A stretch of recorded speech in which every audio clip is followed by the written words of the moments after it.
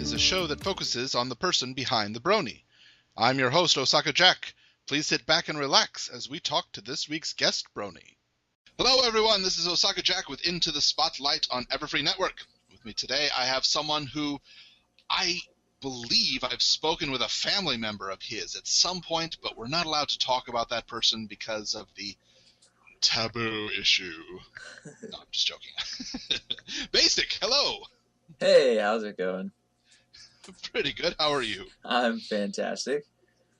Thank you for not bringing up this person that you have talked to before. Yeah, I have no memory of what you're talking about. Good. And no memory of this person. Good. Let's just pretend he doesn't exist. Yeah, I have no memory of this person that may or may not have lived in the same country as I do and never visited me. Never would he do such a thing because he doesn't exist. So how could you visit? Exactly. Yeah. That's forgivable. Yeah, a person who doesn't exist not visiting. There we go. There it is. I'm reminded of the Shel Silverstein poem where he said that nobody is my best friend because nobody cares and nobody's there and nobody is always listening to me. Oh. So I love nobody. Now that just got really depressing all of a sudden. It's deep because later in the poem he says that he woke up and all of a sudden nobody wasn't there. It's like, what? Whoa. I haven't thought that hard in a long time. Yeah, I'm sorry. I didn't mean to. It's okay. You know what? It's a new day. If anybody is not familiar with you, can you describe a little bit? Who are you? What do you do? Sure. I go to the Naval Academy. I go by Nate. To most of the people who I guess comment on my YouTube channel or whatever. I didn't know what electronic music was before I came to the Naval Academy. Okay. I was actually introduced to my first music program when I got here from a good buddy of mine who introduced me to Deadmau5, who I'm a huge fan of. And I'm actually, cool story, which I'll go into later, I'm actually in the process of getting him to come to the Naval Academy to perform. So nice. I'll get to hang out with him and talk to him, which I'm really excited about because I'm a huge fan of him. And right. So anyway, yeah, way back in the day when I started doing music on FL Studio and Ableton, which are my two main music programs, I wrote this little, I guess you would call it dubstep song when dubstep was kind of getting out there with Skrillex and Feed Me and all that stuff. And I brought it home to show my brother, and this is when he was first getting into the community, and he was, obviously my brother, who we're not allowed to talk about, is Black Griffin. Gabriel Brown. So he showed me this, he showed me what he was, doing in the community, and it was very intriguing. And he was getting a lot of followers and a lot of attention. He said, "Oh, hey, let me take this song that you're writing and let me, work it into this fandom." And I was like, okay, I mean, why not? So I took some samples and I threw it into this song, and it was literally a song I wrote in just a couple hours. It was an experimental track. Right. And it turned into Dash Step, which actually exploded on his channel. I didn't put it on my channel for some reason because I didn't really have any faith in it. It was just a crap song. So, which was pretty interesting. And then I started writing other music, and my followers were all really coming from this one community, this fandom. So I felt obligated to, write more and more music for them. That's why I've been working with Michelle Krieber. So I've been working with my brother a lot, and that's really why we're doing Immortal, because I think we owe it to everyone who follows him and who follows me to, make more music for these people, because I love making music. I would hope that in addition to, because you feel you need to, I would hope it's something you enjoy doing. Absolutely. I love nothing more than to, sit down, and it sounds tedious. The music production side of it is it does take a long time, and it doesn't have to, but I'll sit down on a computer, probably close to 3 or 4 hours a day, and then when I finish a track, I'll probably scoop out 6 or 7 hours in one day, and I'll just sit down and I'll just focus on mastering a track. And then I'll send it to my brother, after like a week and a half, 2 weeks of actually producing the track, and I'll say, write a melody and some lyrics, and he'll do that, and he'll send it back in 2 days, and I'm like, how did you do it so quickly, But he's really good at that. He has all these ideas stored up in his head, and because we haven't really gotten together to discuss this stuff, he just throws it all on there and gives me a million ideas, and then I have to filter through all these different vocal samples and put them in the tracks. So, right. Yeah, but it's a lot of fun. I really enjoy it. That's good. That's good. I mean, it is very much appreciated, and we all like it and stuff. But I would hate to hear that you're doing it just because you think you have to. That would be depressing for me. Yes, it would. Almost like I'm being forced at gunpoint by my brother to write songs. No, not 10 seconds flat. I don't want to say it. 10 seconds flat. I don't want to say it. Exactly. So it's not like that at all. I think I hear your cat in the background, and that's I'm gonna great. edit that out. Sorry. No, that's fantastic. I love just keep her in the show. Cats are fantastic. All right, yeah. Cat, do you want to ask a question, or do you want to shut up now? Okay. No, she wants to shut up. Yeah. So the other few tracks that I'm doing for more like a little insider's look. The album will have 15 And hold on, tracks. before we do that, I think we should mention flat out that Immortal is an upcoming album. Yes. That's well, I'll let you speak. Yeah, it's me and my brother's first completely collaborative album. So sure. We're both super excited. My brother has done a few songs here and there, or he'll do his own work. I've done a few songs here and there, but every song we end up doing together seems to work really well within the fandom for some reason. I'm not sure why, but Crusader. Well, it sounds good. Thank you for that.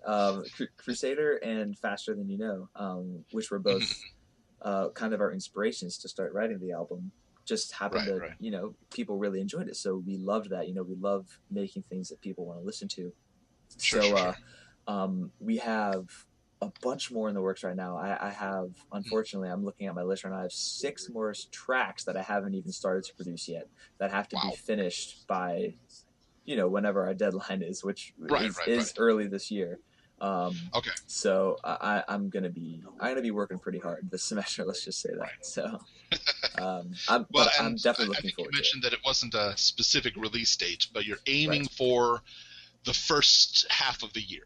That's correct. The first half of the year, which is a huge, it's a good time frame because it's not an exact date because otherwise I'd feel pressured and the songs may not come out exactly as I want them. So if people who do listen in, I would like to apologize first that that Immortal won't be coming out January, February. I constantly get these Twitter messages saying, I thought you said it was going to be out in January. I said, no, I said it would be out next year sometime early, Right. So I was obviously me and my brother were shooting for February. But just because of the logistics of him doing the voice, him working with the Creepers, and me going to the academy, it's just a lot of work between all of that. So we're trying to push this out as fast as possible because we really want to have at least something out before this summer because we're both going to be attending a few cons. We'd like to have our album out by then. So sure, that makes sense, and it sounds like it's something worth waiting for. I hope so. I have to mention, though, I noticed this yesterday when I was doing a little bit of brushing up. Faster Than You Know is one of the more recent ones. Mm-hmm. Before that was Crusader. Yes. And before that, the track Paper Sky. Yes, Paper Sky. Mm-hmm. I've got all 3 of those on my iPod, and I really do enjoy them. But I noticed something when I listened to them back to back. You like to cut your brother's voice up. What a great observation. Yes, that is so true. Each one of those in the chorus, it has not a complete note of but more Yes, that is very true. You're the first person to actually tell me that, which makes me very happy. Because I do that. It was actually with Paper Sky, which was inspired by a bunch of different songs at that time. I was really into Zed. I don't know if you know who Zed is, but he's an excellent EDM producer, and he came out with an album called Clarity around that time. And it was just a very inspirational album to me. I loved it. I ate it up. I bought it as soon as it came out. So with Paper Sky, I tried to write this more mainstream style sounding song, and this one part, and my brother's having all these clean vocals throughout the song. I really wanted to just change it up right there. I wanted to show people like, oh, this is different. This is new. I wanted his voice to kind of turn into the synth. And I love doing that. There's something about the element of surprise when it comes to tracks that just makes people want to listen to that again. You know, the first time you hear Crusader and it's this acoustic song, this pop song, and then you hear the voice chop up and match with the instruments, you're kind of like, oh wait, what was that? Like, was that a glitch or was that supposed to be there? And then you listen to it again.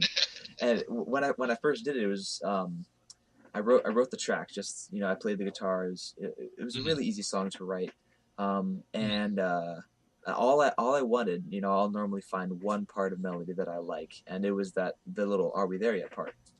So I recorded. I was like, Gabe, you can write anything you want for the melody, but this has to be in it. Like, I have to chop up your voice at least a little bit. And so he was down with it. We ended up doing that, and there will I know you're looking forward to it. So there will be much more vocal chopping in the album. Yay! So there you go. You have that to look forward to. So I'm anticipating like the thanks credit. There'll be an extra track. Just we would like to thank all the people who worked on the track. I was thinking about making the whole song. You won't even understand a word he's saying. His whole voice is just chopped all the way through. But the cool thing that I'm really excited about Immortal is that there actually will be a couple tracks that are very acoustically driven. So it'll be very clean vocals. So we wanted the album to have a lot of variety. So people, you know, who appreciate all genres can find something they like off of the album. So, you know, there will be dubstep for people like dubstep. There will be this kind of acoustic pop sound for people like that. There will be even almost like an indie electro type sound, which I'm really excited about. I'm producing right now. And then, of course, just... Where's my polka? You know what? I haven't thought of that, but I guess we could throw in a polka track just for you. Just for you. Yay! And maybe I'll chop his voice up just a little bit, maybe at the end. You know what I mean? I've never heard it, but I'm just imagining it now. I honestly believe that a dub-stepped accordion would be the deepest bass sound ever to exist. You know, I think that is probably the smartest thing I've ever heard in my life. That is something to look into. I'm all about that experimental stuff. Every time someone sends me something or, you know, asks me, hey, have you ever done this?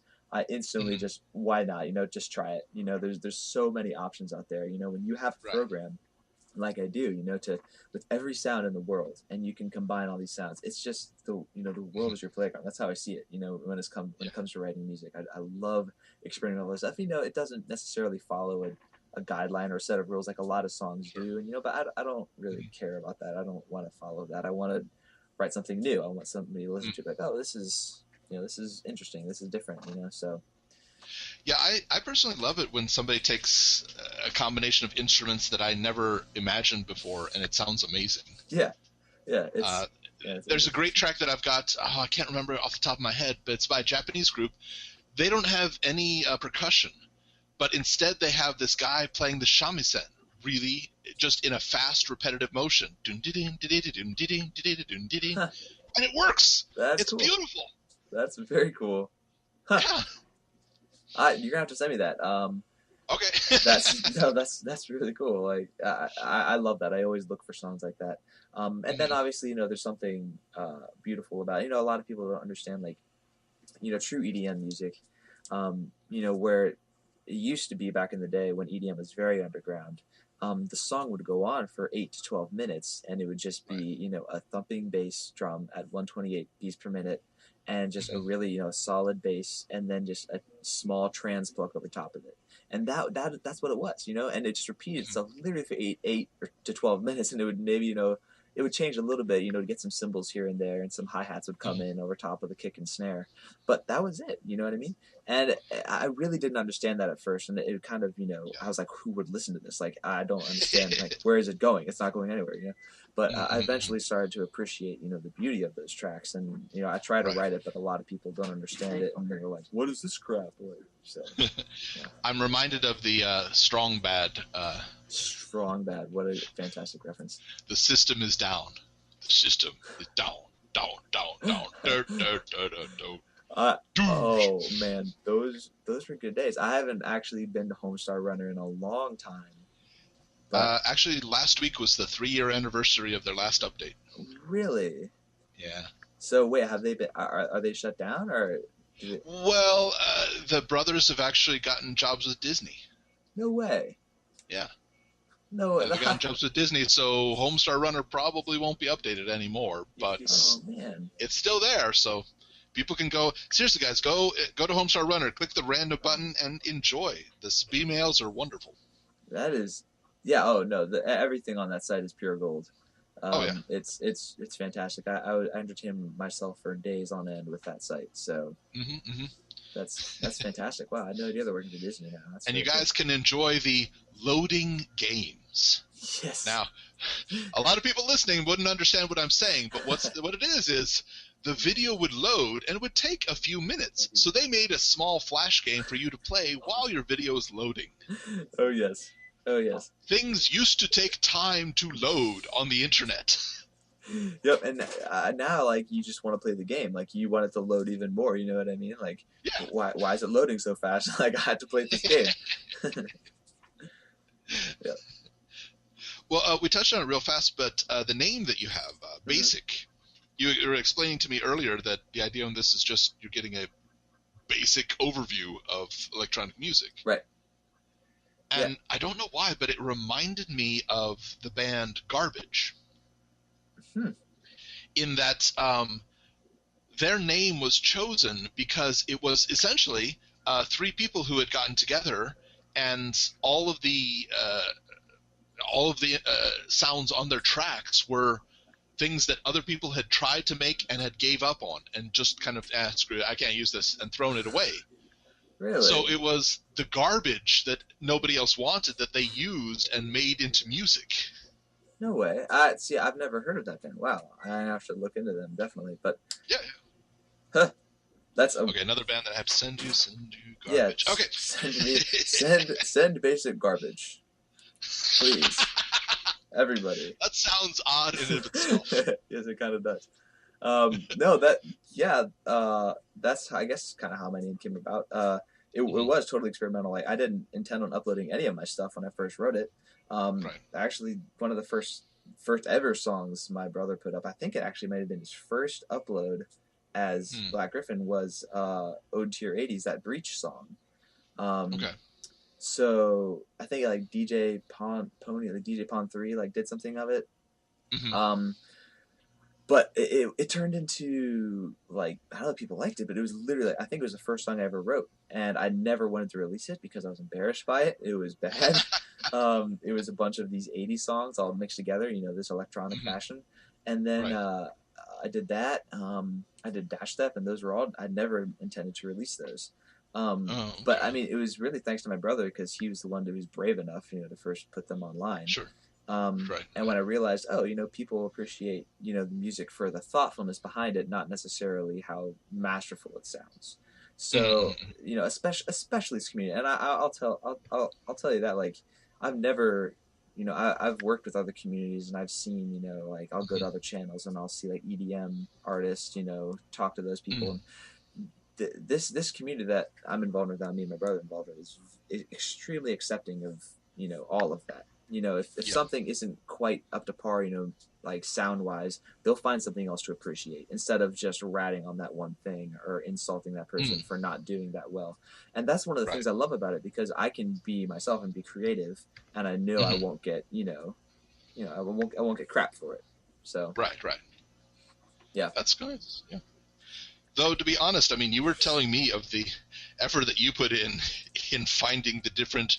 I admit most of it was over my head, but you were talking of filling the frequencies. Yes, filling the frequencies. Well, that's today. Where back in the day, I could spend maybe a day. I could do 4 hours and I could have an entire track done, and I'd be satisfied with it. I can't spend less than, a cumulative, like all the hours put together, probably 16 to 24 hours. I can't spend less than that amount of time on a track now before I put it online, just because I've gotten extremely nitpicky. And while I think that's annoying at times, because I don't have that time necessarily to get rid of, it's at the same time I feel good about it, because I know that each track I produce is going to be better than the one I just released. So that's a good point. So that's one thing I like. I guess I rationalize it to myself. It makes me feel a little bit better about it. But you know, I'll finish a track and I'll be like, all right, I worked 42 hours on this track. I'm really excited. I'll upload it, and then it just like won't do well, and I'll be like, oh. And I mean, it's okay. I understand. Like some tracks just don't do that well, and some tracks do. Like Dash Step, where I took 4 hours. This song that I'm going to upload tomorrow. Tomorrow is in. The 10th. 10th, right. Well, I probably put in 38 to 40 hours on this track, and it's actually a remix of a track by Philip Phillips, who's a country artist. Okay. Not a huge. I'm actually familiar with him. That's the person who did I Swear I'll Make This Your Home. Yes, that one. His next biggest song is called Gone, Gone, Gone. I think it was released last year. I don't get a lot of American music here, but that one was actually playing in a shoe store, and I had to stop them and ask, who is this? Yeah. Who is this? Yeah, that's a great song. I took one of his songs, and I don't know. I'm sure you've heard of Avicii. Okay, yeah. He does this whole idea of taking country music and kind of turning combining it with this electro house type style. So I did that with the song I'm about to release, and I've spent a lot of hours on it, and I feel like it's at a point where you can play it through tiny little headphones, and you can play it through a system at Ultra Music Festival, and it'll sound good through both systems, because I try to go through that. I go through my desktop speakers, my headphones, my studio speakers. I go through everything I can before I can get the sound before I put it online. But I'm sure like that it won't reach that many people. That's okay with me. It feels good to me, to finish the track and be like, okay, now I know I'm this much closer to getting a better sound. So yeah, right. Yeah. Huh. But yeah, you mentioned it. We're releasing a track tomorrow. Yes, I am. It'll be called. Well, it's not an original. It's a remix, but it's called "Gone, Gone, Gone" by Philip Phillips. So if you want to go to just type in Baasik, Gone, Gone, Gone, and it'll be right there. Well, if they're not subscribed to your channel at this point, they should be. So, go check it out. Baasik. Yes. Yes, the double A, the symbol that I don't know how it came about, but it just did one day. So I'm guessing it's just an attempt to be first in alphabetical order. You know what? You want to be ahead of all of the other people named Baasik in the world, so we're going to put double A's right here. If I probably would have done triple A's. I'm hoping. Oh, yeah. See, I could play off the double A, like triple A battery type scenario. I could just put a B, then like a battery symbol, and then SIK. I never thought of that. That could be something. Ooh, that's a good one. Apparently, there are B batteries somewhere. Just they're only used in a very specific manner. Really? Well, yeah, that's what I heard. Learn new things every day. That's pretty cool. Or you could go with Dimitri Martin, who said that he believes there's no B batteries because you wouldn't tell if somebody was asking for a battery or stuttering. But I'd like some B batteries. That's a very good point. Wow, that's pretty funny. Nice. Yeah. One of the well, I guess it's more memorable if somebody saw it, but they might not have seen it. But it's a good story. You attended, and I'm sorry to mention he who shall not be unnamed, but you showed up by surprise at one of Black Griffin's panels at a convention he was going to. Yes, I did. It was actually BronyCon in Baltimore. That's the one. He flew in from Japan. I hadn't seen him in a year, and he didn't know I was coming. But I was in Annapolis at the time, so I drove up for the weekend, and I surprised him. I ran up. I was actually Rob Bob. I don't know if you've talked to Rob Bob, but he led me to the panel, and I went over to the very front of the audience, and I was sitting there, with all these people, and I was calling his name out, for 15 minutes, just shouting, Gabe, at the top of my voice. And these people were looking at me like, who is this guy? Like, why is he shouting Gabe's name? And finally, I don't know what got his attention, but he saw me and, freaked out. It's on YouTube, it's somewhere. And he's like, oh, my brother's here. And him and Mike the Mike actually opened the gates and like brought me on stage where the panel was and sat me down at the panel, which I was not ready for it all. Right. And I wasn't at that time last year. I wasn't anywhere even close to the artists on the stage. So it was very cool, like to meet. I met Alex S for the first time. I met Tombstone for the first time, and it was very cool. And then for the rest of the night, I was backstage. I actually performed with Gabe and the Creepers that night for the first time too. So it was kind of like a big surprise for me too. So it was a lot of fun. I really enjoyed it. And more recently, you've performed with the Creepers and Gabe in the DC concert, right? Yes, that is true. At Jeremy Spicer's house, actually, it was going to be in DC, and then there were some complications, with Canada and all that stuff. I don't understand that, but that's how it works. So we ended up holding it off in. It was somewhere in Virginia. I'm not entirely sure where it was, but it was an awesome time. This really beautiful venue, and I was on the guitar most of the time. Michael Creeper was on the piano. Punawin Kenobi was actually there. He was on bass guitar, and then Gabe and Michelle and Monique were there too. So it was a really great time. It was supposed to be like, I think, an hour concert, and we stretched it to about 2.5 hours, just because you know how Gabe and Michelle, when they get on stage together, they just yes they have a lot of fun. So I get the feeling that if we ever did a revamp of Whose Line Is It Anyway, just put them on stage and say a single word, and just come back a few hours later, see what's going on, and I would find out they've made an album and a play and a 3-part musical. And exactly. Exactly. And it's a pleasure to watch. It is. However, when it goes on for 3 days, which it did when I was there, at times it's like, okay, guys, it's time to focus. Like, I have no idea how Monique Creeper, just the most wonderful person ever.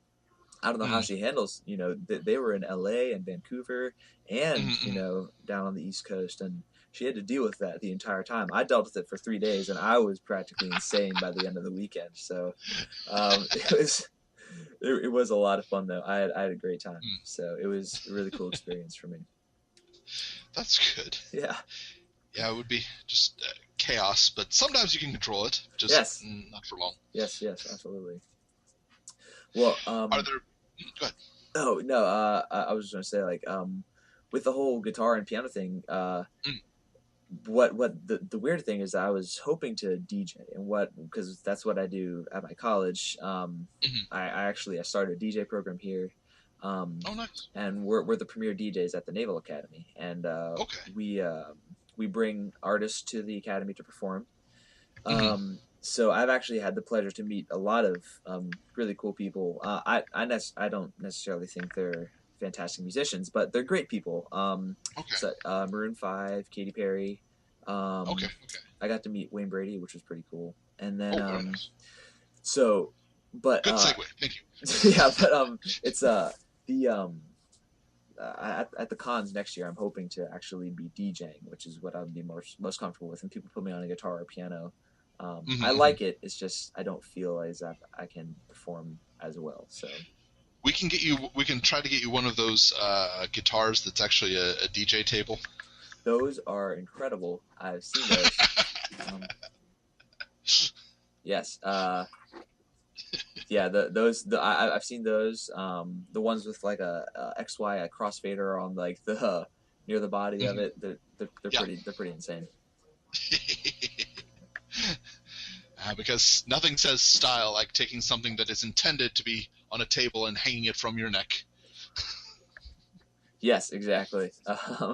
So I guess meeting those musicians leads us to the deadmau5 story that you're going to tell. Oh, yeah. So deadmau5 brought me into electronic music. I started listening to his music, when I first started working with FL Studio. And I'm sure, there are a lot of people, hopefully people listening to the show, who are interested in, producing music. You listen to deadmau5 and, you try to copy his sounds. And I'll just tell you right now, it took me 3.5 years to even get close to that, and I'm still working towards it. And he is just light years ahead of me in production. But I had the honor of working with the operations team here to actually bring him to the Naval Academy. So Hopefully in April I'll be able to hang out and meet with Joel Zimmerman, or Deadmau5 as he's known. So, which I'm just absolutely ecstatic about. I hope he doesn't, shoot me because I'm like acting all weird, and I try not to. I hold in my starstruck, sure, emotions. But I'm a huge fan. Like everything he does, like I'm very I think he's just an excellent representation of electronic music, and so I'm extremely excited to meet him. So. Yeah, it's difficult to not fan squee the first time you meet somebody. Yes, it is. It really is. It absolutely is. I admit it fully. I was like, you're. I like what you do. and then it just, they're always just like, okay, thank you, and just walk the other way. You know what I mean? So hopefully, like the last guy you met, I don't know if you know who Brantley Gilbert is. He's another country artist. I had no idea who the guy was. Okay. He's a rising country artist. And I had no idea who he was, but it was my job to drive him around when he came to the academy. But I had to find him first, and I had no idea what he looked like. So I was walking around this huge, like, concert hall trying to find this guy. And so I was like, all right, you know what? I'll be able to tell because, like, he's famous, and it's pretty obvious when you see a famous person. So that's what I was hoping. That's what I was betting on.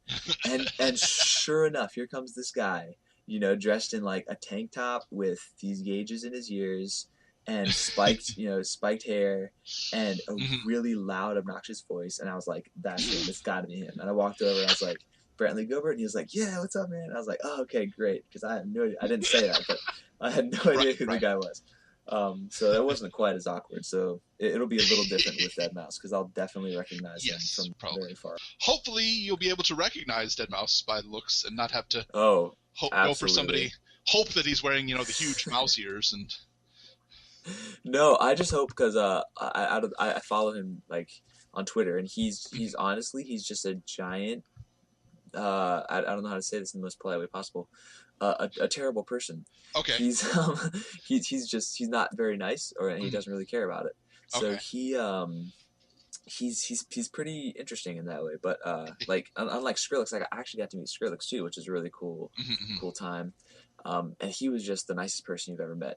He stayed behind, like, signing people's autographs and talking to people, talking to his fans, while his agents were literally, like, pooling on him to get him to the golf cart so he could drive off to his bus, so he could drive to the airport. You know what I mean?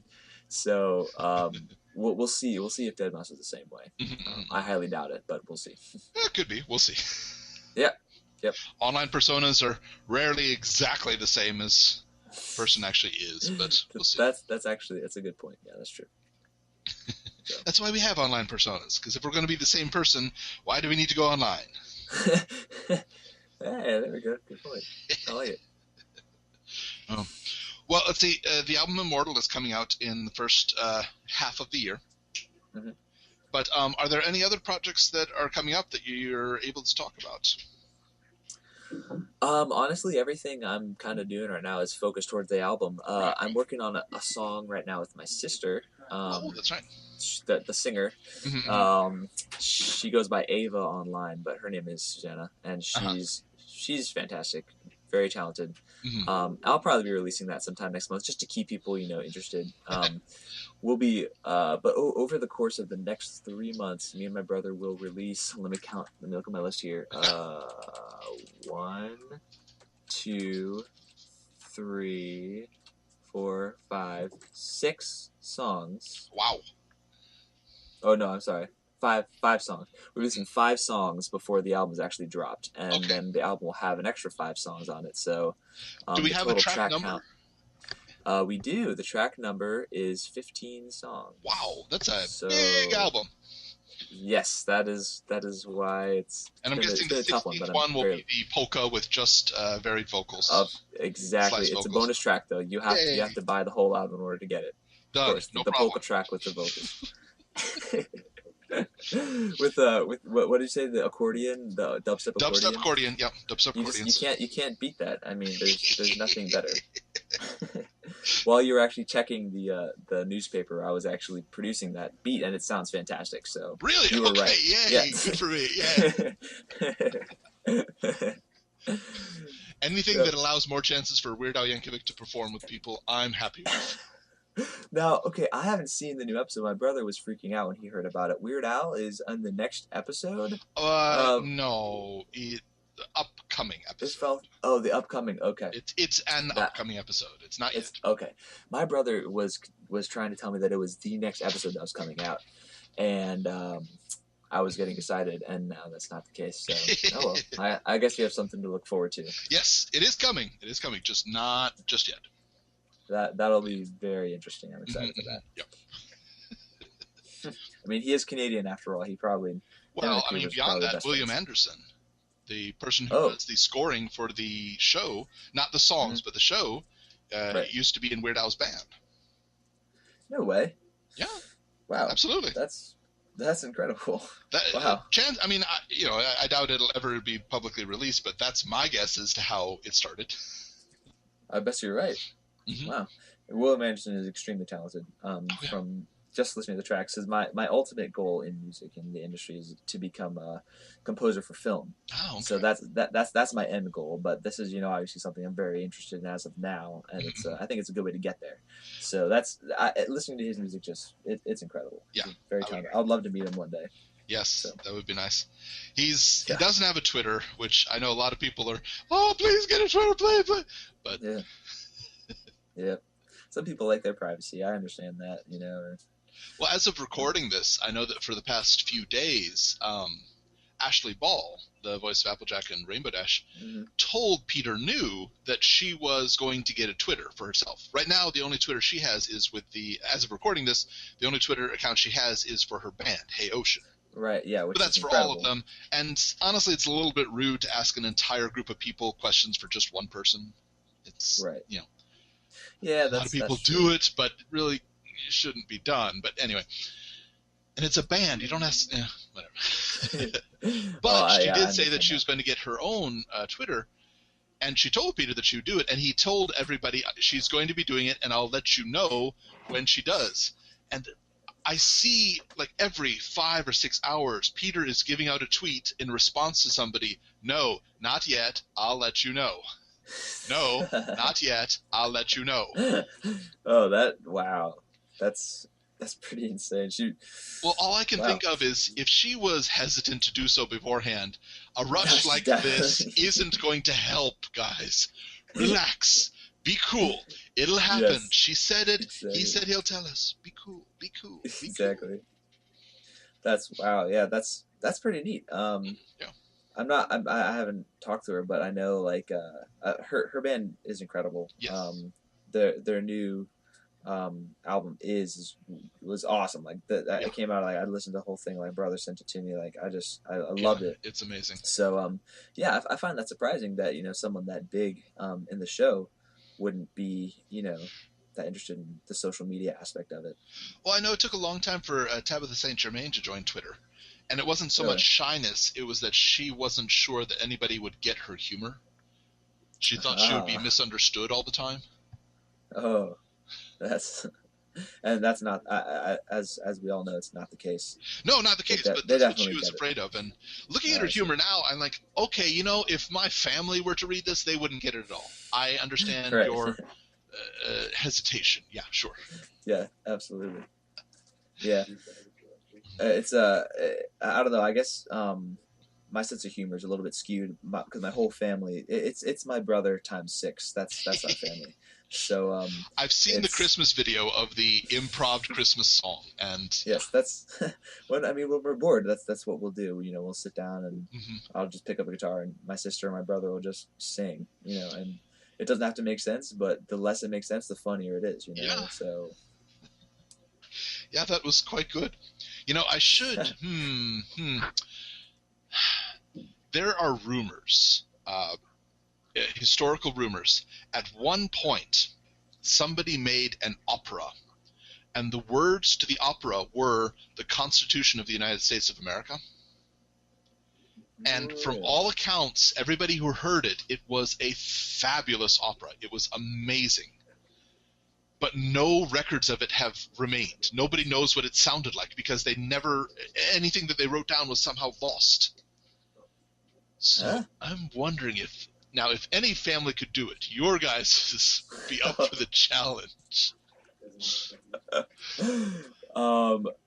You know what? I think I actually have the opera in my storage compartment in the garage. I think I'll just go up there and just grab it, and then we'll just record it next time I'm home. How about that? Excellent! Yay!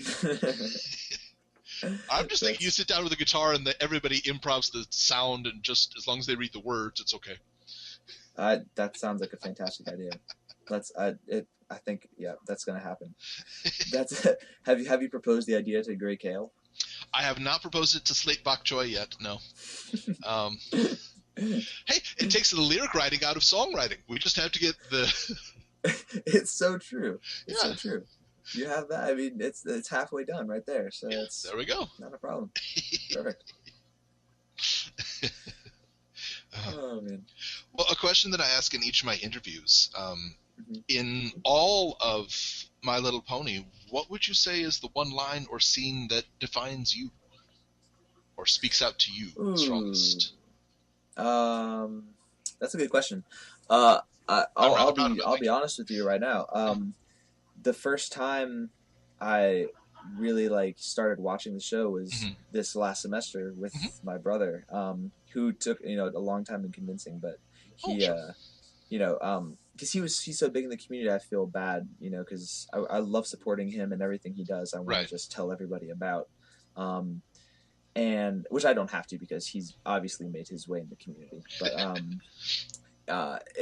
I wanted to understand more about it, especially because we're writing an album based on the show, which I don't know if it's the first album ever done that's completely surrounding this fandom, but no, not the first. Yeah, I'm sure it's not. But I wanted to know more about it, so I think the first one I watched with my brother were actually the Discord episodes, and something about Discord, because we actually wrote a song about him, which we'll be releasing in the next couple weeks here. So that was really one of the first things that I really say sparked my attention in the show, because when you first hear about it, the people, the haters and everyone like that will talk about the way it's written. They'll just assume all sorts of things, just from the pictures and the fan art and everything like that, but they don't look at the storyline or all the stuff that they look at the Hasbro part of it, basically. They don't look at the genius of all the writers and everything like that goes into it. So the whole Discord episode, and learning about, for the first time about the elements of harmony and all that stuff was really, really cool for me. And that really helped me get into the whole idea that, really the first part, where Discord finally, breaks out of his, statue of, his stone self and, appears in the glass, in that, that area. It was, and starts talking to all of them about, he says, "Oh, I would never turn, one of you into stone." Yeah. Like that was that, the I don't know, the funny evil of it just kind of captured the whole idea of the show to me. And I just from that point on, Discord's obviously a big. I like him a lot just because I don't know, he's new. He adds freshness to the show. It's interesting, but so that and then the other big part was talking to my brother about Luna. Which is other big part, and we were actually writing a song about her too. It turns out that the people I'm interested in is the ones we write songs about, and the idea of banishment and all that stuff. Just I don't know, it's just a lot of the show's more deep than I originally thought it was going to be, which is pretty cool. Yeah. So. Yeah, it seems to be a surprising thing for a lot of people. Oh my gosh, she sent her own sister away? Oh wow. Yeah, exactly. Yeah. It's definitely well thought out. I like it a lot. So, all right. Yeah, and obviously I'm new to it, so I'll be the first to admit it. I will be learning more about it, as time goes on, and but yeah, my brother's still getting me into the whole. He's helping me understand it better, because I can't just jump into, the middle of season 3 and just watch it, because, I won't understand all of the storyline before and everything like that. So he's really getting me into it. So yeah, I think that the show is really good at most of the episodes, most of them, if you just sit down and watch that one and that's your first episode, you'll be okay. I think there are some exceptions. Right. But I think for a large part of it, it's pretty obvious what's happening from the beginning, and you can, oh, that must be the shy character, so I understand the conflict now. Okay. Uh-huh. Yeah, that is actually true. From the episodes we watched after that, yeah, I have noticed that they're really good at creating their own plots around each episode. Yeah. Really, I guess the story is carried out through the double episodes. Yes, that's true. That's where like the everything is really brought out. Yeah, the season openers and closers are usually the ones that what's going on here? Oh, okay, I got it now.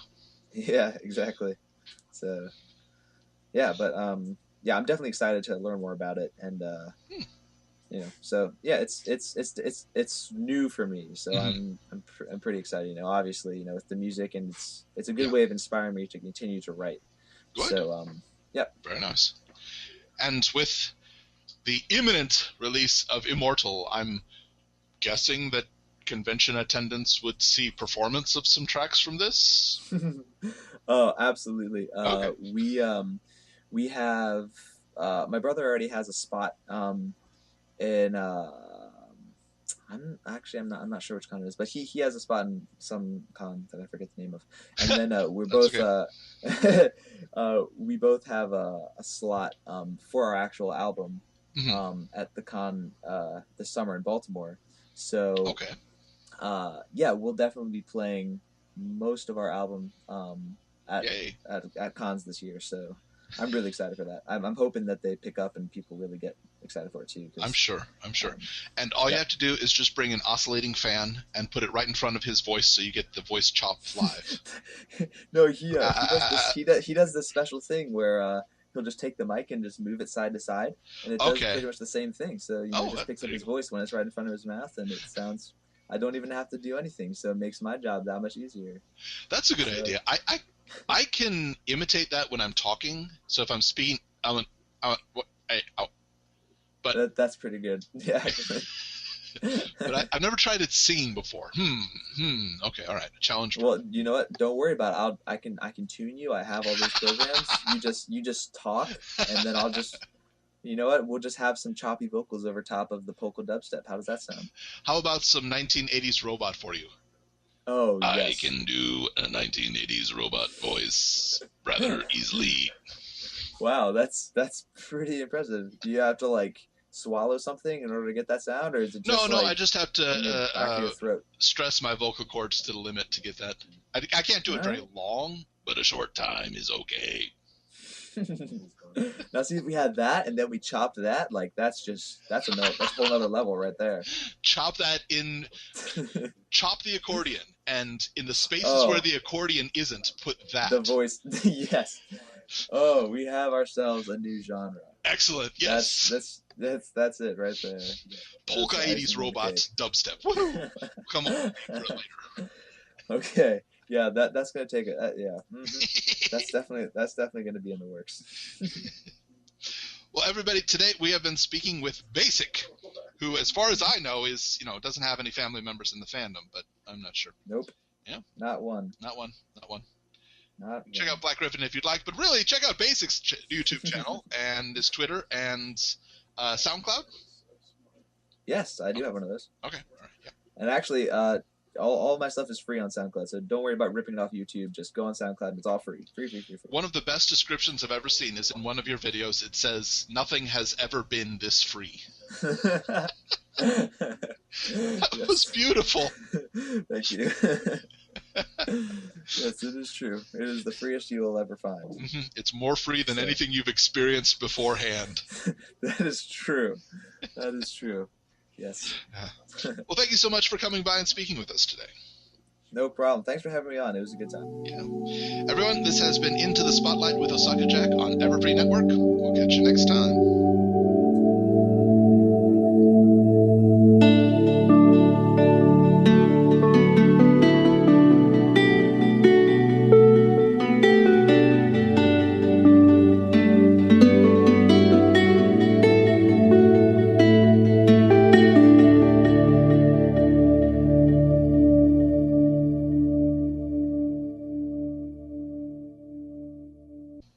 He'll do his own work. I've done a few songs here and there, but every song we end up doing together seems to work really well within the fandom for some reason. I'm not sure why, but Crusader. Well, it sounds good.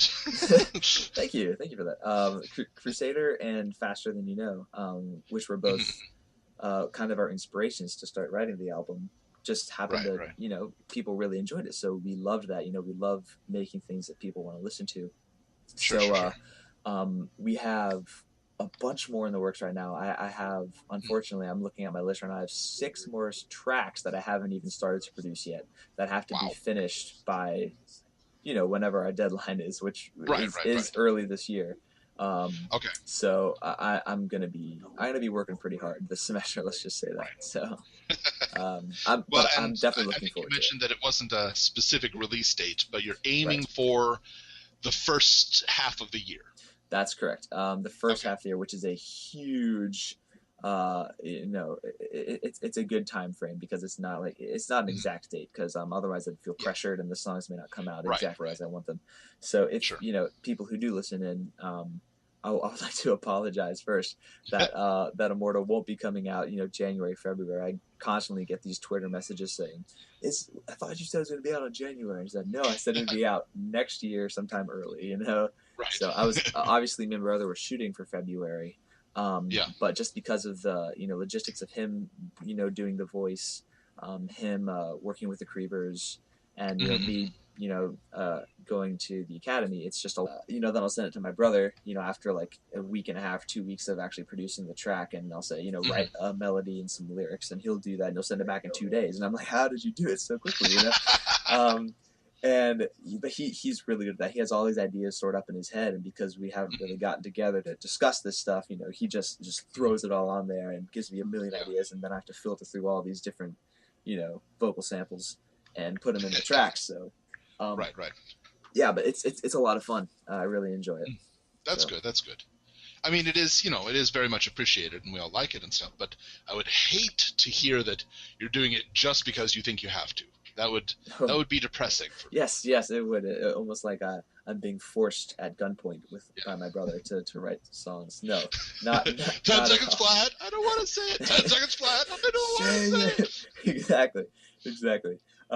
So it's not like that at all. I think I hear your cat in the background, and that's I'm gonna great. edit that out. Sorry. No, that's fantastic. I love just keep her in the show.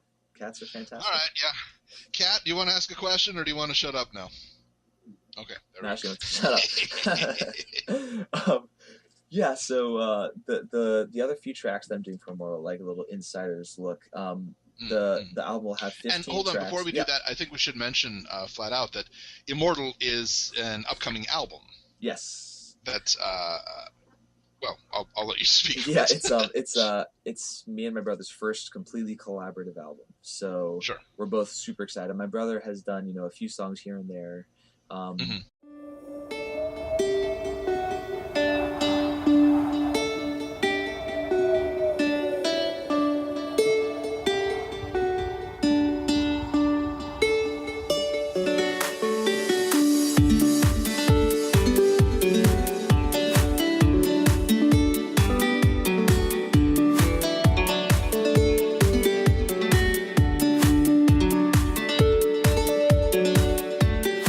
Spotlight is a show that focuses on the person behind the brony. I'm your host, Osaka Jack. Please sit back and relax as we talk to this week's guest brony. Hello, everyone. This is Osaka Jack with Into the Spotlight on Everfree Network. With me today, I have someone who I believe I've spoken with a family member of his at some point, but we're not allowed to talk about that person because of the taboo issue. No, I'm just joking. Baasik, hello. Hey, how's it going? Pretty good. How are you? I'm fantastic. Thank you for not bringing up this person that you have talked to before. Yeah, I have no memory of what you're talking about. Good. And no memory of this person. Good. Let's just pretend he doesn't exist. Yeah, I have no memory of this person that may or may not have lived in the same country as I do and never visited me. Never would he do such a thing. Because he doesn't exist, so how could you visit? Exactly. Yeah. That's forgivable. Yeah, a person who doesn't exist not visiting. There we go. There it is. I'm reminded of the Shel Silverstein poem where he said that nobody is my best friend because nobody cares and nobody's there and nobody is always listening to me. Oh, so I love nobody. Now that just got really depressing all of a sudden. It's deep because later in the poem he says that he woke up and all of a sudden nobody wasn't there. It's like, what? Whoa. I haven't thought that hard in a long time. Yeah, I'm sorry. I didn't mean to. It's okay. You know what? It's a new day. If anybody is not familiar with you, can you describe a little bit, who are you? What do you do? Sure. I go to the Naval Academy. I go by Nate. To most of the people who I guess comment on my YouTube channel or whatever. I didn't know what electronic music was before I came to the Naval Academy. Okay. I was actually introduced to my first music program when I got here from a good buddy of mine who introduced me to Deadmau5, who I'm a huge fan of. And I'm actually, cool story, which I'll go into later, I'm actually in the process of getting him to come to the Naval Academy to perform. So nice. I'll get to hang out with him and talk to him, which I'm really excited about because I'm a huge fan of him. And right. So anyway, yeah, way back in the day when I started doing music on FL Studio and Ableton, which are my two main music programs, I wrote this little, I guess you would call it dubstep song when dubstep was kind of getting out there with Skrillex and Feed Me and all that stuff. And I brought it home to show my brother, and this is when he was first getting into the community, and he was, obviously sure. My brother, who we're not allowed to talk about, is Black Griffin. Gabriel Brown. So he showed me this, he showed me what he was, doing in the community, and it was very intriguing. And he was getting a lot of followers and a lot of attention. He said, "Oh, hey, let me take this song that you're writing and let me, work it into this fandom." And I was like, okay, I mean, why not? So I took some samples and I threw it into this song, and it was literally a song I wrote in just a couple hours. It was an experimental track. Right. And it turned into Dash Step, which actually exploded on his channel. I didn't put it on my channel for some reason because I didn't really have any faith in it. It was just a crap song. So, which was pretty interesting. And then I started writing other music, and my followers were all really coming from this one community, this fandom. So I felt obligated to, write more and more music for them. That's why I've been working with Michelle Krieber. So I've been working with my brother a lot, and that's really why we're doing Immortal, because I think we owe it to everyone who follows him and who follows me to, make more music for these people, because I love making music. I would hope that in addition to, because you feel you need to, I would hope it's something you enjoy doing. Absolutely. I love nothing more than to, sit down, and it sounds tedious. The music production side of it is it does take a long time, and it doesn't have to, but I'll sit down on a computer, probably close to 3 or 4 hours a day, and then when I finish a track, I'll probably scoop out 6 or 7 hours in one day, and I'll just sit down and I'll just focus on mastering a track. And